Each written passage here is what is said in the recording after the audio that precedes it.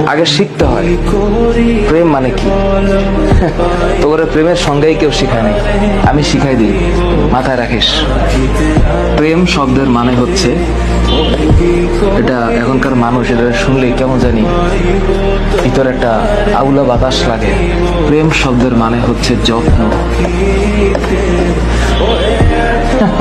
কেউ তোদের বলেছে?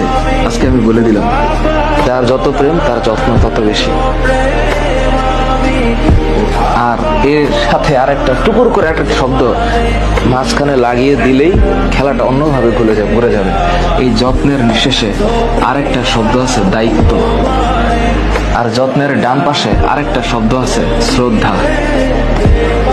হ্যাঁ, আর যত্নের উপরের দিকে আরেকটা শব্দ আছে, এটার নাম হচ্ছে আরেকটা জিনিস। এটা মানে এটা এই সত্যতা, এটার নাম হচ্ছে প্রেম।